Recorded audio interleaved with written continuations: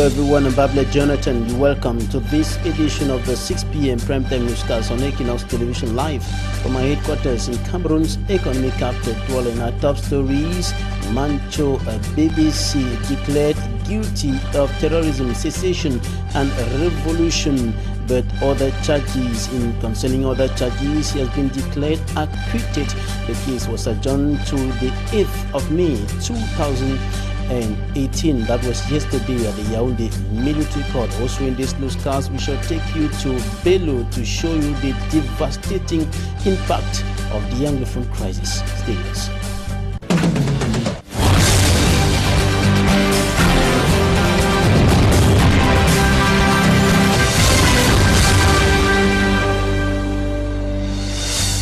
Thanks for joining me in this edition of the 6 p.m. primetime newscast on Equinox Television. Mancho BBC, one of the prominent detainees of the Anglophone crisis, is yet to know his fate. His verdict, or the verdict in his case, will be pronounced maybe on the 8th of May 2018. The case was adjourned yesterday by the Yaoundé military court. Meantime, he was declared guilty of terrorism, secession and a revolution, but declared acquitted of other charges, including a rebellion, destruction of a property, and non-possession of the national identity card. He was equally declared not guilty of violence, and these are some of the issues that were raised during the hearing of that case at the military court in the nation's political capital, Yaoundé. It should be noted that it went in late into the night, scheduled to start at 2 p.m. It finally started at about 6:30 to 7 p.m. yesterday, and the case was simply adjourned again to the 8th of May 2018, when the final verdict may be pronounced. Now, today, ministers converged around the Prime Minister Philemon Yang at the Star Building in the nation's political capital, Yaoundé, and the main issue on the discussion table was bilingualism and multiculturalism at a time when the Anglophone crisis has continued to worsen, and the Bilingualism and Multiculturalism Commission, led by former Prime Minister Peter Mafani Musonge, was in the southwest region, and the commission held for the first time a public hearing in that part of the country to listen to the problems of the people. And during that meeting, the commission president Peter Mafani Musonge said the situation in the two Anglophone regions of the country is serious. Derijato Asmo. The National Commission of Bilingualism, Multiculturalism and Living Together is today for the first time in the Southwest region to listen to the people's grievances and contributions on how the commission can better succeed in its mission. A commission critics say President Paul Biya created to water down flames in the two Anglophone regions. But today, the situation is serious, very serious, and the head of state is aware of it. The situation is becoming unbearable, and that is why the head of state has decided to strengthen dialogue by sending to the field this time around all the members of the latest instruments which he assigned to promote living together by consolidating peace. Many, if not all, have said this former Cameroon Prime Minister, Mr. Peter Mafani Musonge, President of the Bilingualism Commission, is very right. Things are worsening by the day in the two Anglophone regions. Even the policemen, the military men are intimidating people. Mr. President, there is no more peace in Cameroon.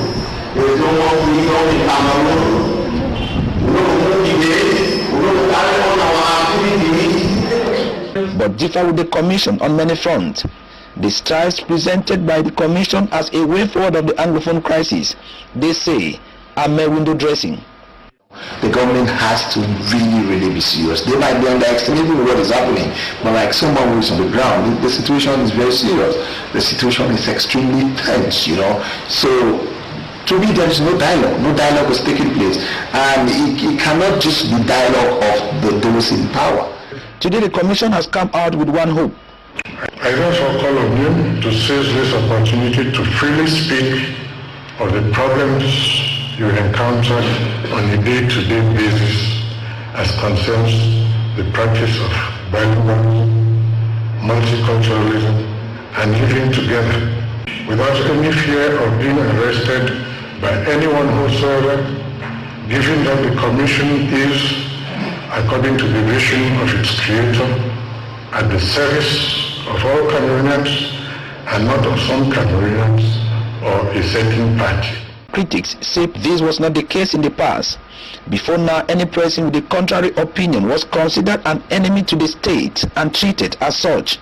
Talking about living together, the Commission was given a question to take to President Paul Biya of what has become of the Deep Limbe Seaport and how bilingual are documented in Cameroon, the armed forces and their institutions, even after the creation of the Bilingualism Commission. And 1 year after that commission for the promotion of bilingualism and multiculturalism in the Republic of Cameroon was created, critics say it hasn't provided solutions to the problems for which it was created. The commission, led by Mafani Musonge, former Prime Minister, has been carrying out a series of activities but not impacting the people as far as the problems for which they were created are concerned. Smanjikan Gabriel has more.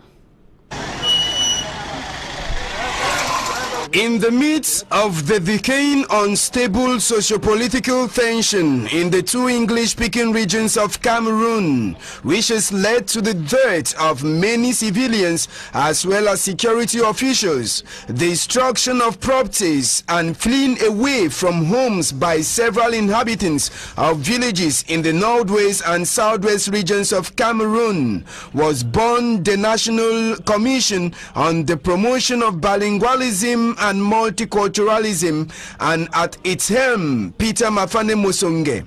The Musonge-led commission was created at a time when international organizations and countries had called for an inclusive dialogue, but instead, Paul Biya, head of state, formed the commission to propose solutions to the crisis.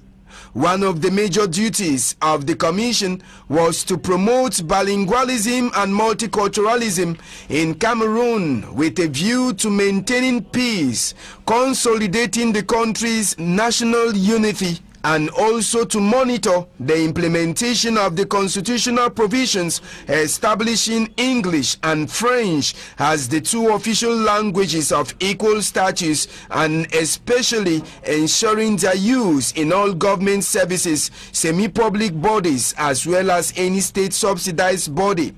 1 year after the creation of the National Commission on the Promotion of Bilingualism and Multiculturalism, Peter Mafane Musonge has managed to move around some ministries to remind them about the need to translate the documents into the two official languages of Cameroon. Apart from that, the immediate reasons that led to the creation of the Commission, the Anglophone crisis hasn't seen a solution yet. Many are now questioning if the NCPBM Commission was actually the immediate answer to the socio-political environment that is plaguing the two English-speaking regions of Cameroon.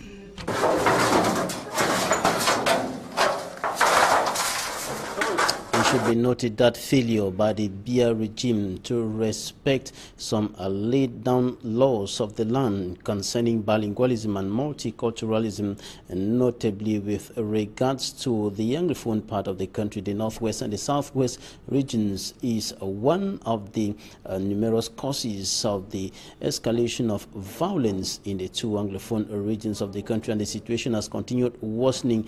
Politician and educationist Dr. Nick Nguyen says it is much more complicated. Here's him. Be it the Mancho BBC case or the Anglophone detainee cases or the Anglophone problem, is a very complex thing. And you know, when you ask a question, should they be sentenced or should they not be sentenced? What should happen? You know, there's no yes or no answer because it's a very tricky thing. But what I would like to say is that you will get it right if you work on principles. But if you don't work on principles, you get yourself into a lot of difficulties. working on principles is not only for the people, it's for the government, it's for the people, it's for the citizens, and so on. The question we should be asking is, have we been doing things in Cameroon working on principles? Do we respect principles? Do we have strong institutions, or do we have strong individuals? Do we respect common good? Do we work according to God's precepts? Do we know what justice is? So many of these things, you know, we would like to say, let justice be done or seem to be done, but do we actually know what justice is? That's the problem. So if you don't know what justice is, anything else that you're going to do, which does not follow the proper definition of justice, will always have problems. Nick Ngwanyam, politician and education, is speaking to our Northwest correspondent, Stella Mbu. Now we take you to Bello, a locality in the Boyo Division, northwest region of the country. The situation of that village speaks volumes of the worsening situation on the ground. Here's the situation in Bello. Streets deserted.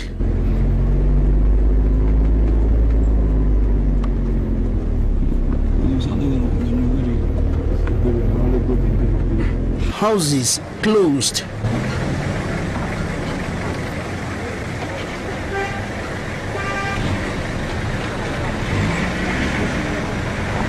Shops closed.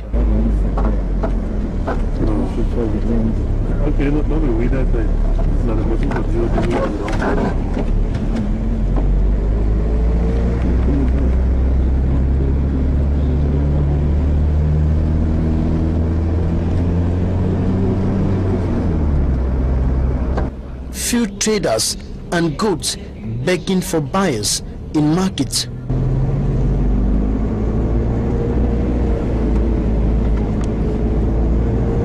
This is the picture of several parts of the crisis-stricken northwest and southwest regions of Cameroon.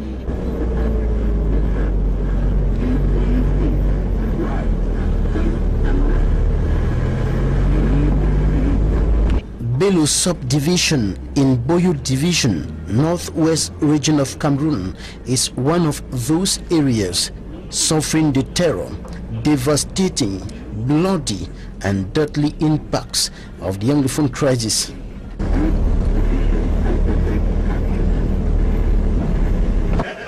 Many of the villagers have fled violence.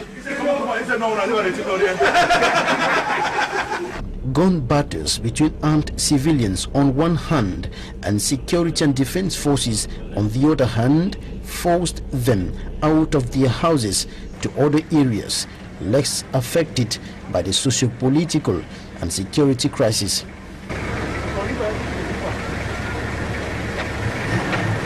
Young people in particular have abandoned their village after a series of arrests, abduction, killing of both civilians and security and defense forces. Houses invaded by vegetation have become residents of animals.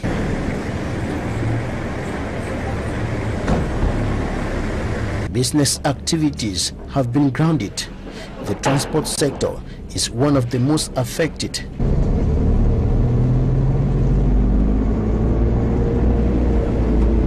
Drivers spend days at parks like this one in Ginicom without receiving even a single passenger to embark on a journey out of the village.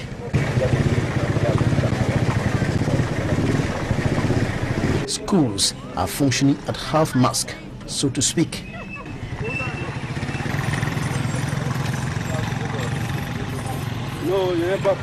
Security and defense forces are parading the villages.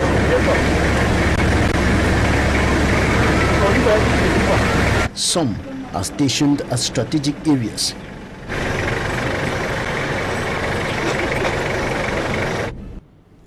That is the situation in Bello and of course many other parts of the northwest and southwest regions of the country where villages have simply been deserted, and the situation is getting worse by the day as government tarries to provide solutions to the worsening Anglophone crisis. And in the meantime, men of God have been praying for peace to return to the two Anglophone regions of the country and the entire nation as a whole. In Limbe, some men and women of God, as well as Christians in general, converge to pray and call on God to intervene in the situation. Details with Davidson Maimo in Limbe.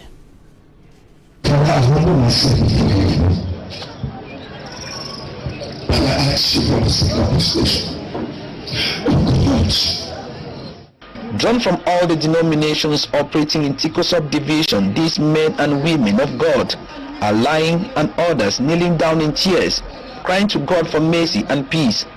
The Anglophone crisis has not only taken their peace away, but also lives of many, and every day blood is still being spilled on their land. Some of their loved ones are missing, others are in bushes, while others are in Nigeria under life-threatening conditions as refugees. There is no effective schools in the northwest and southwest regions. Fear is everywhere. These men of God believe that the evil spirit is gaining ground on their land, and their prophet within and even out of the country are seeing more darker days in the Anglophone regions. Reason why they are seeking for divine intervention for peace. Arise from your tomb. Arise from your tomb. And bring Islam. We came to pray for everybody. We came to pray for the church of God. We pray for the church of God and the land. I want to hear everybody pray for the land, pray for the room, pray for the city, pray for your children, pray for your family. Taking place at the Tiko ceremonial grandstand, Mr. Anwafo Kletos Azongwe, the divisional officer for Tiko subdivision, the main organizer of this ecumenical service, told the Tiko people to always seek the face of the Lord. It is therefore incumbent on us to believe in God, to integrate ourselves in the purpose of God, and surrender ourselves for the Lord's work is good for us. We know also when we follow the letter of St. Paul to the Romans, chapter 13, verses 1. It helps us to know that woe unto those who stand against the authorities. For all authority comes from God, and He also calls on us to respect this authority. This is the first ecumenical service for peace since the start of the Anglophone crisis some 2 years ago.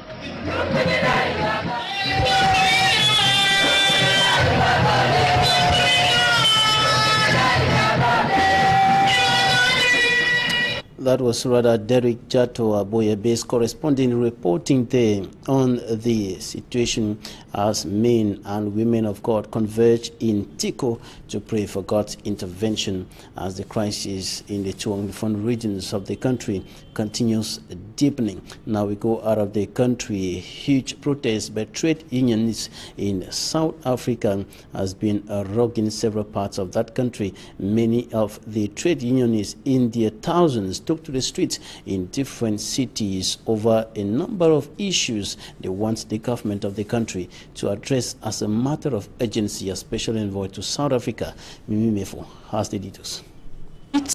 Streets in Cape Town, South Africa were today inundated by thousands of workers who were protesting against a minimum wage of 20 rands per hour, which is equivalent to 550 francs CFA. The insult of 20 rand in this democracy, comrades. Amandla!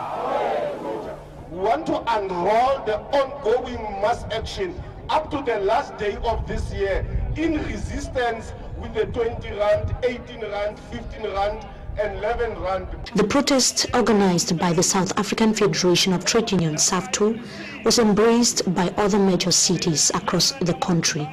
The 20 rand minimum wage per hour described by the unionists as starvation wages was approved by Cabinet in November 2017, and to the new President Cyril Ramaphosa, it would go a long way to tackle labor instability and wage inequality. The reason we are here today is because we are demanding from our government a living wage. We are here today because we reject the national poverty wage of 20 rand per hour.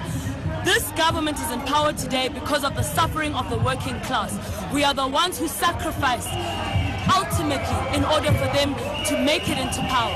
For them to negotiate 20 rand per hour is a betrayal of workers and their families, particularly when you consider the fact that CEOs in South Africa earn 69,000 rands a day.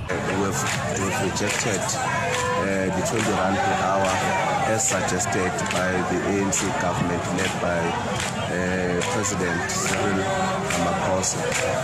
We're also rejecting the 11 rand per hour, which is set to be given to those who are domestic workers, and 18 rand per hour that is going to be given to those who are working in the farms. We're clear that there is no one that can be able to live a normal life out of 20 rand per hour. This general outcry over the bill is an indication that its implementation phase may delay.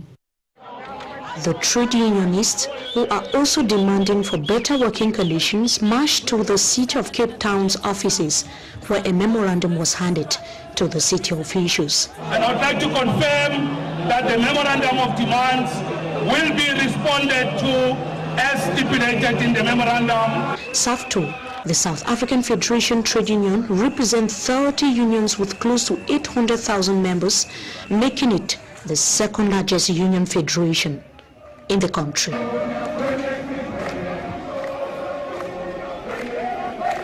In sports, critics have continued questioning Cameroon's readiness to host the 2019 Africa Cup of Nations with regards to what they consider as the slow pace of execution of construction works on sporting infrastructures, notably in stadia across the country, notably in the city of Yaoundé, Douala, and Bafoussam, and of course Limbe, the cities that will be hosting encounters of the 2019 Africa Cup of Nations. And the governor of the center region of Cameroon, Asiri Paul Bea, visited some construction sites in the nation's political capital, Yaoundé, and here is an extract of what he told Marcelin Gansop in Yaoundé.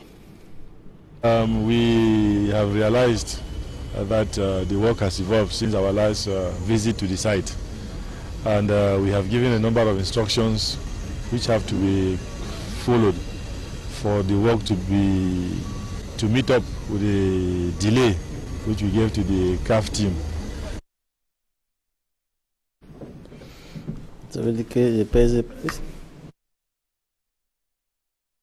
Nasiri Paul Bea, governor of the central region of the Republic of Cameroon, speaking on the construction works going on at the different construction sites as far as sporting infrastructures, notably stadia that will welcome the 2019 Africa Cup of Nations are concerned. And Marcelin Gansop in Yaoundé equally caught up with an official of the company in charge of the construction of the Olembe Stadium, and this is what he had to say concerning the advancement of construction works. Well, the works have advanced in all areas, not only the stadium. The stadium has advanced also in all its zones. The main structure is on track, and actually it's ahead of its program. To give you a figure, for instance, I mean, we increased the amount of concrete pouring from 150 cubic meters to 1,000. So that's like how many times? It's like 6 times more. The rain has not really hurt us. Actually, we've produced more in the rainy season than in the dry season. And it's on course according to the program. For the risers are here, and we have installed a big portion. The idea is, okay, we want to finish with the main structure for the safety of these elements, okay, and then we'll install all the rest. And by the next visit that we're expecting, these risers should be all installed. The precast structures in concrete and also the structural steel elements for the stadium structures are coming with the next one, or 2 ships. The next one arrives 27th of April at night, and then the second one, which is the last one for the stadium, is due to be here on the 10th of May. It's already left Italy 3 days ago. That's it for the first segment of this edition of the 6 p.m. primetime newscast on Equinox Television. Coming up next is Talking Point.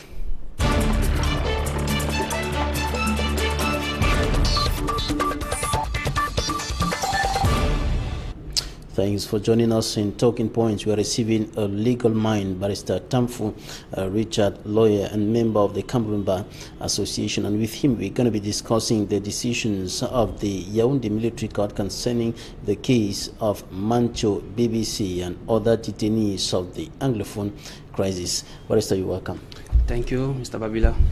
Beginning with Mancho BBC, one of the prominent detainees of the Anglophone crisis, the Yaoundé Military Court has decided that he is guilty of terrorism, secession, and revolution, but he has been acquitted of other charges.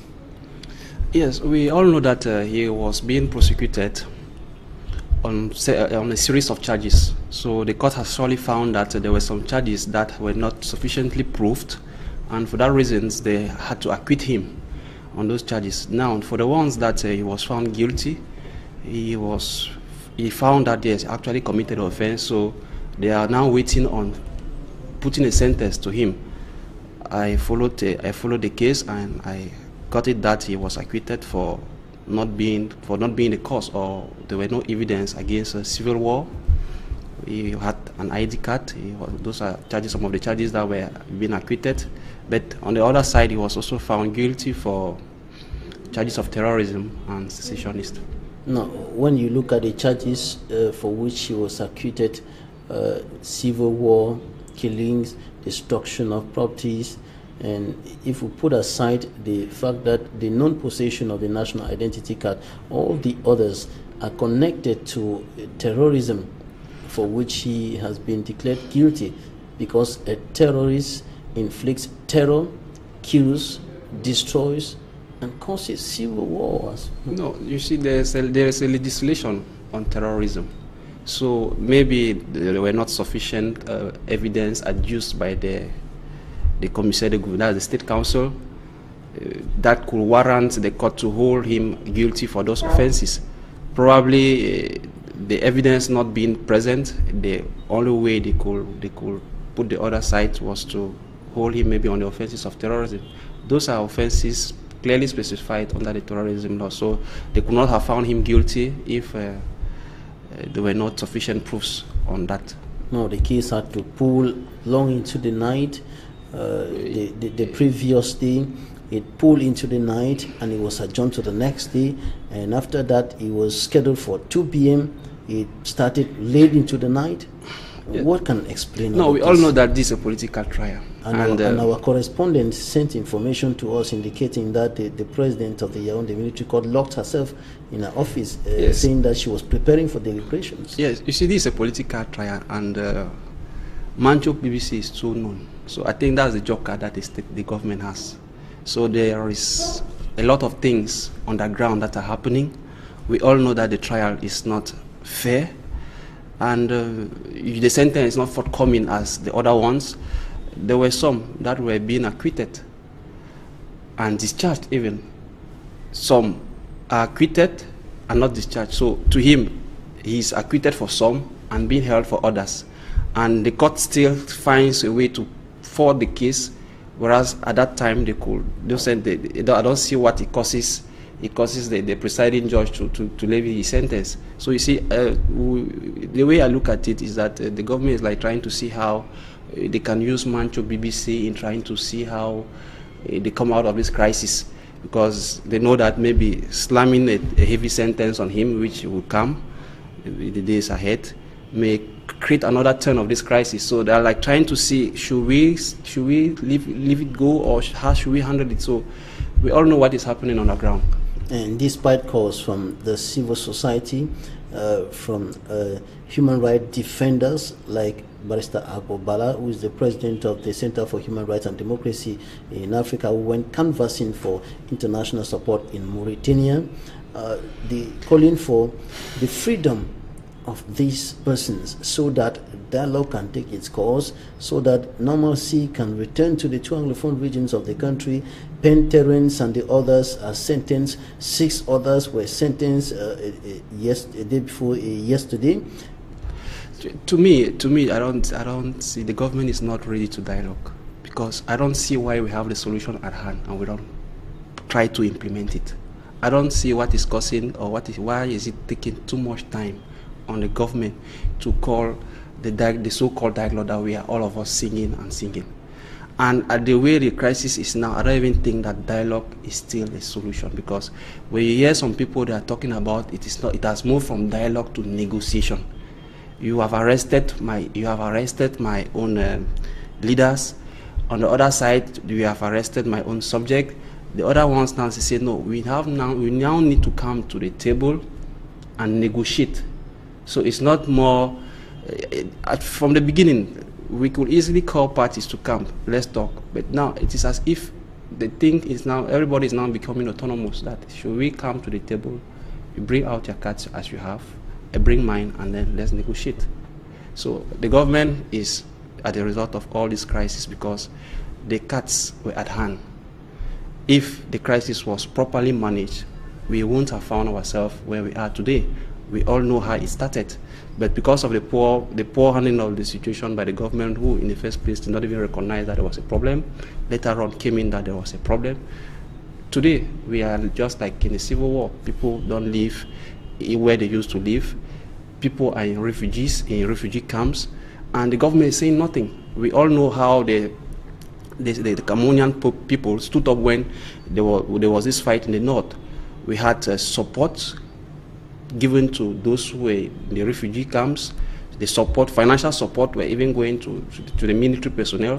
But since the Anglophone crisis, the refugees who are in Nigeria, who has altered the world, even the good people who want to, the NGOs who want to see how they could bring their own humanitarian support, are even forbidden from entering the country. So I don't know if it's really unfortunate that Anglophones are treated this way, but just yesterday, to show how worse the situation is becoming on the ground, the senior discipline master of Government Balingo High School, Kosala, was shot dead and another student injured. Well, that's not a solution. We saw the situation in Bello. The village is completely deserted. This crisis is making us lose a lot of lives. People are dying from both sides. I don't think we deserve. My cry still goes to the head of state that he inherited a Cameroon, a peaceful Cameroon, and all my prayer is that he should also leave the country in a peaceful way. People are losing their lives. The army are losing people. People are not comfortable. Business is down. Activities are down. Students are not safe. That's the principal who was performing his duty. Taken like that. And when we look at all the measures that have been taken by government, even the decisions of the military court regarding the case of these Anglophone detainees, many will say that it's like adding salt to the wound.